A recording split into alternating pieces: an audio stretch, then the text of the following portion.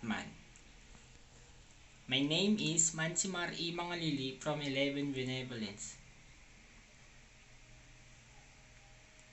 What is Atman?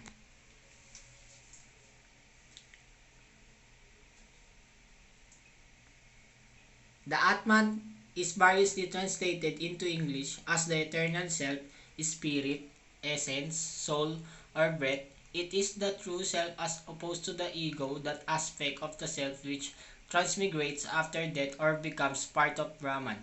The force underlying all things, the final stage of moksha, liberation, is the understanding that one Atman is in fact Brahman. Atman, which is roughly comparable to the soul, is a major concept in Hinduism. Through knowing Atman, or knowing one essential self, one can achieve liberation from reincarnation. Atman is thought to be as essence of being in most Hindu schools, separate from the ego. Some monistic Hindu schools think of Atman as part of Brahman, universal spirit, while others, the dualistic school, thinks of Atman as separate from Brahman. In either case, there is a close connection between Atman and Brahman. Through meditation, practitioners are able to be joined with or to understand one connection with Brahman. The concept of Atman was first proposed in the Rig Veda, an ancient Sanskrit text which is the basis for certain schools of Hinduism. The origins of Atman. The first known mention of Atman is in the Rig Veda, a set of hymns, liturgy, commentary, and ritual written in Sanskrit. Sections of Rig Veda are among the oldest texts known. They were likely written in India between 1700 and 1200 BC.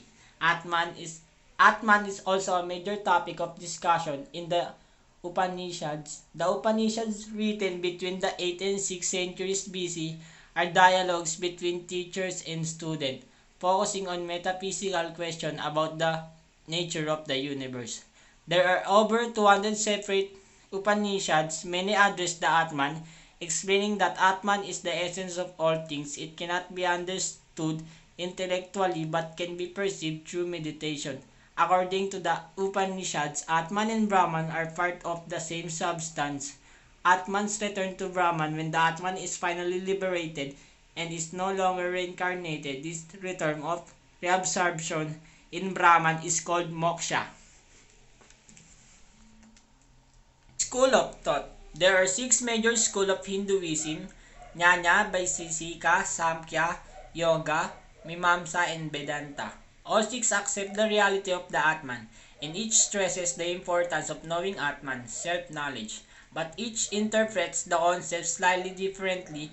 In general, Atman is understood to be separate from ego and personality, unchanging and unaffected by events, the true nature or essence of oneself, divine and pure.